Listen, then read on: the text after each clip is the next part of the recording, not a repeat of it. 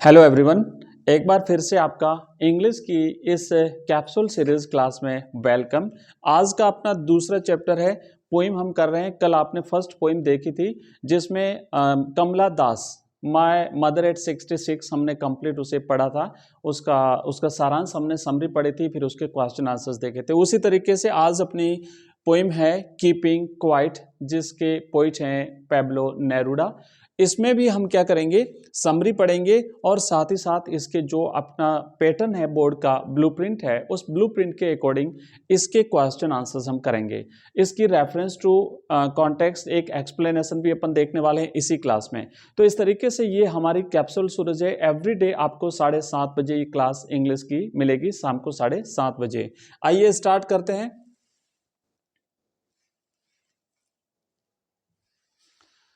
First of all सबसे पहले हम इंट्रोडक्शन देख लेते हैं कि ये जो पोइम है कीपिंग क्वाइट, आखिर इसमें जो कवि है पैब्लो नेरूडा, ये हमें बताते क्या है, क्या संदेश क्या है इस कविता का।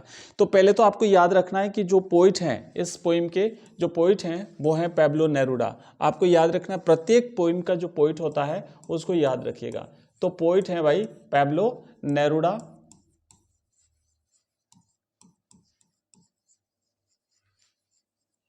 Okay, Pablo Neruda. अब देखिए ये जो पोइम है यहाँ पे कीपिंग क्वाइट, कीपिंग क्वाइट का मतलब होता है शांत रहना, एकदम खामोश रहना। लेकिन खामोश रहने का मतलब निष्क्रियता नहीं है, इनएक्टिविटी नहीं है। पोइट यहाँ पे ये कहते हैं, पैब्लो नेरूडा कहते हैं, शांत रहने का मतलब है कि जो दौड़ भाग है, जो हड़बड़ाहट है, दुनिया में एक दूसरे के प्रति जो घृणा का भाव है, जो युद्ध छिड़े हुए हैं, जो लोग एक दूसरे को मारामारी जो मची हुई है संसार में, उसे थोड़ी देर के लिए रोक दिया जाए। ये दौड़ते भागते जो व्हीकल्स हैं, ये थोड़ी देर के लिए शांत हो जाएं। चारों तरफ की जो मारामारी और हड़बड़ाहट है, ये जो है कम से कम मैं 12 काउंट करूं तब तक के लिए रुक जानी चाहिए। तो ये है, आइए पढ़ते हैं एक एक करके सारी चीज। यहां पे देखो लिखा हुआ है कि इन कीपिंग क्वाइट, शांत रहने वाली जो कविता है, इसमें the poet demands the necessity of quite introspection. Necessity का मतलब होता है बच्चों आवश्यकता। तो यहां पे आवश्यकता, ये पोइट जो पोइट है वो आवश्यकता महसूस कर रहे हैं किस बात की, कीपिंग क्वाइट इंट्रोस्पेक्शन, शांत भाव से अंतर्दर्शन। शांत भाव से क्या करना, शांत भाव से अंतर्दर्शन। अंतर्दर्शन का मतलब होता है अपने अंदर झांकना, है ना, अंतर्दर्शन। तो अंतर्दर्शन का मतलब होता है अपने भीतर झांकना। कवि लेखक ये कह रहा है, कवि ये कह रहा है कि थोड़ी देर के लिए आप शांत रहिए और अपने भीतर झांकिए, अपने अंदर देखिए। नेक्स्ट लिखा है कि मैन्स एक्शंस, मनुष्य के कार्य, हीज रश एंड हरी, उसकी हड़बड़ाहट और घबराहट, have already caused much chaos and trouble in the world.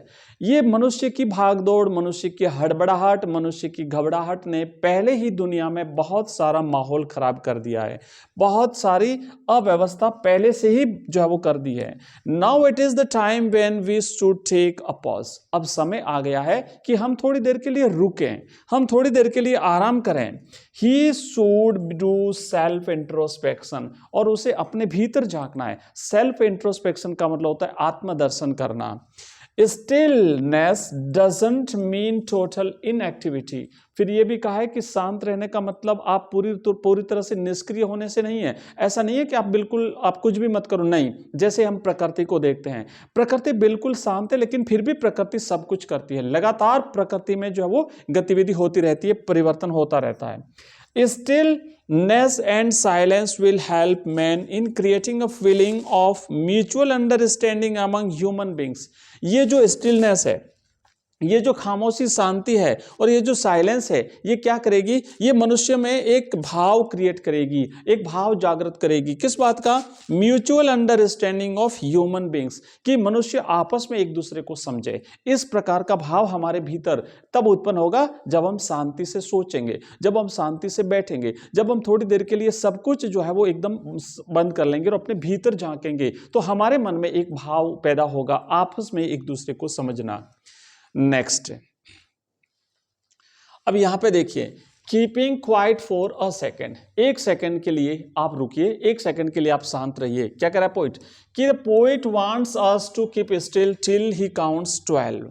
लेखक हमें, कवि हमें तब तक शांत रहने के लिए कहता है जब तक वो 12 गिने।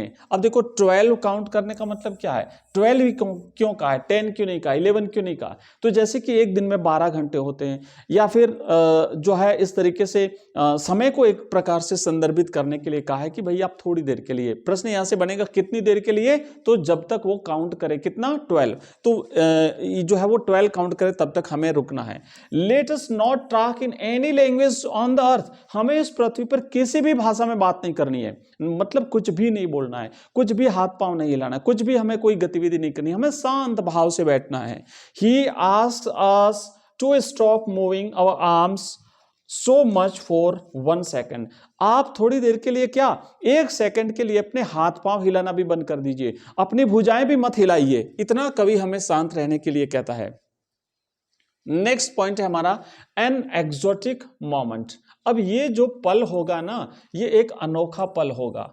कैसा पल होगा, अनोखा। कौन सा पल, कि हम जब शांत हो जाएंगे, हम जब बिल्कुल भी कुछ नहीं करेंगे, हम एकदम स्टिल हो जाएंगे, हम एकदम साइलेंट हो जाएंगे, तो ये एक एक्सोटिक पल होगा, एक अनोखा पल होगा। Let there be no rush and hurry for a second, 1 second के लिए कोई हड़बड़ाहट नहीं, कोई उतावल नहीं, जल्दबाजी नहीं। Engines and other machines must come to a halt for a moment, और दूसरी गतिविधियां भी बंद हो जानी चाहिए। क्या, जितने भी इंजन्स हैं, जितने भी मशीन हैं, वो भी रुक जाएं, जितने भी इंजन्स हैं, जितने मशीन हैं, वो भी 1 सेकंड के लिए बंद कर दिए जाएं। That moment will be a fascinating moment। आप सोचिए सब कुछ अगर बंद हो जाए, थोड़ी देर के लिए अगर सब कुछ शांत हो जाए, कितना आनंददायक पल होगा, कुछ भी जो है वो हिलेगा नहीं। फॉर ऑल ऑफ अस, हमारे सब के लिए, all of us shall enjoy the sudden strangeness of the moment together. हम सब मिलकर के फिर क्या करेंगे, उस पल को जो है वो अनुभव करेंगे, उस विचित्र पल को अनुभव करेंगे, और वो विचित्र पल होगा एक्सोटिक मोमेंट। ध्यान रखना, ये आपको पूछा जा सकता है, what is an exotic moment. Exotic moment क्या है, तो ऐसा पल कि जहां सब कुछ साइलेंट हो जाए, no engines, no machines and no moving arms and not speaking in any language, किसी भी भाषा में बातचीत नहीं करना, भुजाएं नहीं हिलाना, व्हीकल्स नहीं चलेंगे, मशीन्स बंद हो जाएंगे, इंजन्स बंद हो जाएंगे, तो वो एक कैसा पल होगा, एक्सोटिक मोमेंट होगा। नेक्स्ट आगे देखो क्या कहता है, यहां पे पॉइंट आगे ये कहता है कि नो हार्म टू एनीवन, किसी को कोई नुकसान नहीं पहुंचाना। साइलेंट होने का मतलब क्या है, कोई किसी को नुकसान नहीं पहुंचाएगा। जैसे the poet wants that the fisherman would not harm the whales in the cold sea of the polar regions. जो ध्रुवीय प्रदेश हैं वहां पर जो मछुआरे हैं वो भी आज वैल मछलियों को नुकसान नहीं पहुंचाएंगे, मतलब वो भी मछली पकड़ना बंद कर दें। मतलब क्या है, आप हिंसा करना बंद कर दीजिए। मछली पकड़ने बंद करने से तात्पर्य है कि आप किसी भी पशु पर हिंसा नहीं करेंगे, किसी भी जीव, किसी प्राणी पर हिंसा नहीं करेंगे। नेक्स्ट क्या कहता है, even the man gathering salt with his own hands must take care of his hurt hands.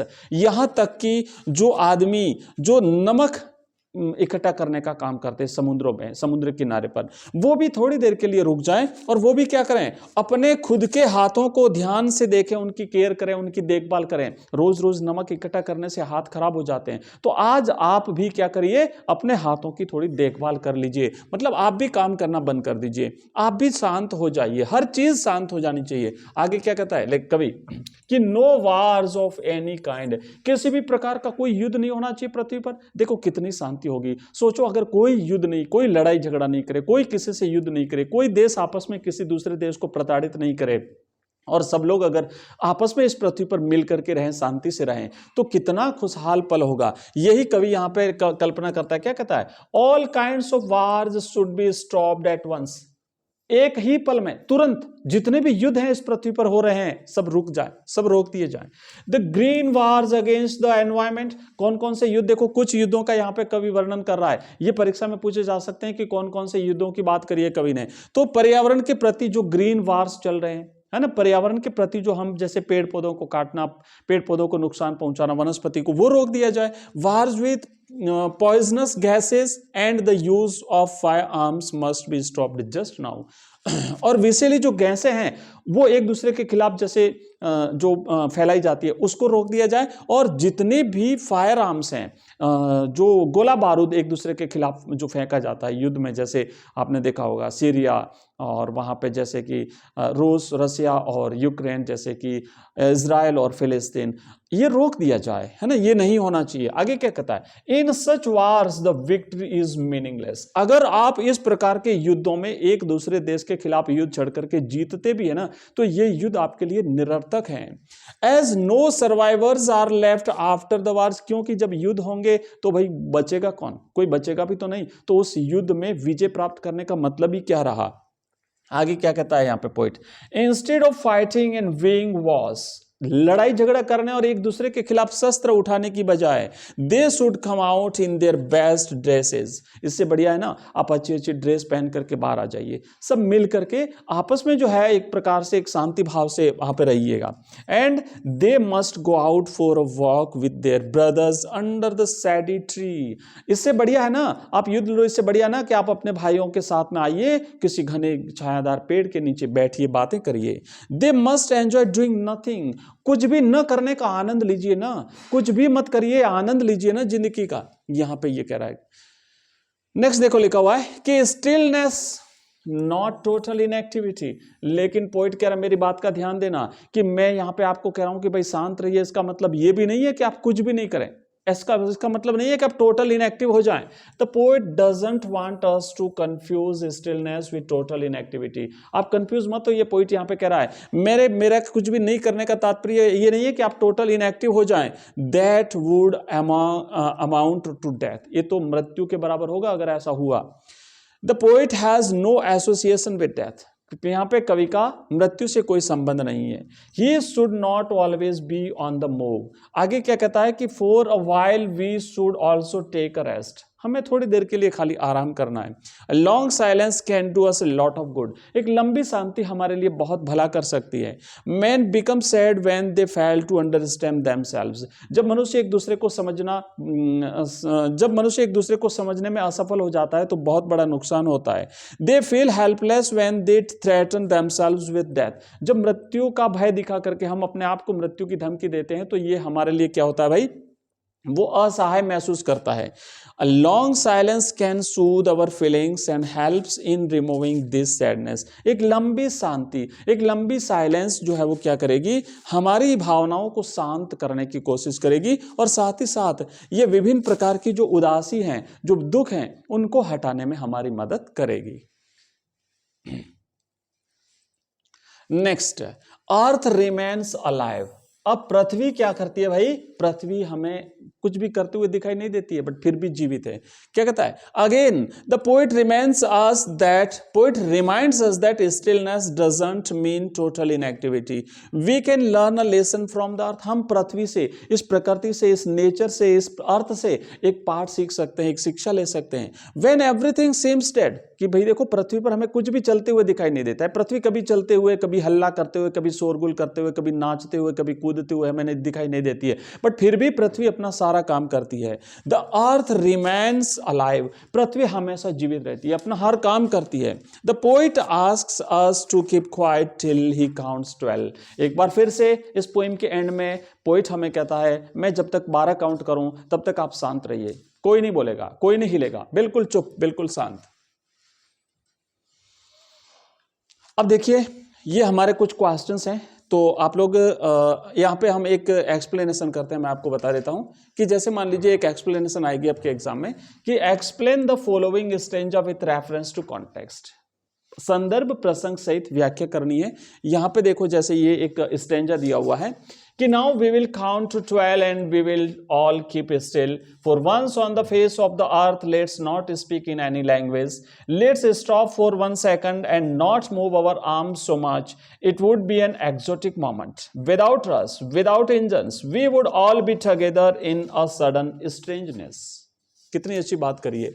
तो यहाँ पे सबसे पहले अपन लिखेंगे रेफरेंस, फिर अपन लिखेंगे कॉन्टेक्स्ट और फिर अपन लिखेंगे एक्सप्लेनेशन। रेफरेंस पे क्या लिखना है कि ये पंक्तियां हमारी पाठ्य पुस्तक की इस कविता में इस ली गई है और इसके लेखक ये हैं, तो लिखेंगे these lines have been taken from the poet Pablo Neruda's poem keeping quiet. तो क्या लिखेंगे कि these lines have been taken from Pablo Neruda's poem keeping quiet, इस पोएम से ली गई है। अब इसमें क्या कर रहा है, पोइट हमें कह रहा है कि जब तक मैं 12 काउंट करूं तब तक आपको शांत रहना है। तो लिखेंगे the poet is talking about keeping still and quiet till he counts 12, 12 तक गिने तब तक चुप रहना है। To him it will be an exotic moment, उसके लिए ये पल एक अनोखा पल होगा। When all will be together in a strange situation, एक इस प्रकार की स्थिति में जब हम सब रहेंगे ना तो एक अनोखा पल हमारे लिए होगा। आगे क्या एक्सप्लेनेशन करना है आपको, और ये सारी चीजें एक्सप्लेनेशन हम कर चुके हैं, फिर भी मैं एक बार पढ़ देता हूं कि the poet emphasises the importance of keeping still and not speaking for a few moments. It would be an unusual moment when there will be no exciting movements of men and no noises of engines. There will be a perfect silence all around and we all will share an unusual experience. It will be a just moment for looking inwards. ये एक पल होगा जब हम अंतर्दर्शन करेंगे, जब हम अपने भीतर झांकेंगे। तो बच्चों ये हमने की है ये क्लास अपनी इंग्लिश की, और इंग्लिश की इस क्लास में हमने इसकी समरी पढ़ी और साथ ही साथ इसके क्वेश्चंस देखे, इसका एक्सप्लेनेशन हमने किया है। नेक्स्ट जो हमारी क्लास होगी उसमें हम थर्ड चैप्टर जो हमारा थर्ड जो पोइम है उसकी इसी तरीके से करेंगे समरी। और ये डेली आपको क्लास जो है बच्चों ये 7:30 बजे मिलेगी, एवरीडे शाम को 7:30 बजे आपको ये क्लास मिलेगी। आप जरूर ज्वाइन करिए। अर्ली इन द मॉर्निंग 6:30 बजे आपको हिंदी की क्लास मिलेगी, हिंदी साहित्य की, और आपको आज जो है वो 8 बजे मिलेगी सुबह, है ना। ये आपको मॉर्निंग में क्लास रहेगी, ये मॉर्निंग में आपको हिंदी की दोनों क्लासें मिलेगी। तो अभी लाइव क्लास रहेगी 7 बजे अपनी लाइव क्लास रहती है बच्चों, और एक रहती है 8:30 बजे। अगर आप लोग ज्वाइन करना चाहो तो ये नंबर है, इस नंबर पे व्हाट्सएप मैसेज करेंगे और वहां पे आपको लिंक मिलेगा व्हाट्सएप ग्रुप का, उसे ज्वाइन कर लीजिए। क्लास जब लाइव होगी तो वहां पे नोटिफिकेशन आपको मिलेगा। नंबर है 9079622989। मिलते हैं अगली क्लास में, तब तक के लिए जय हिंद जय भारत।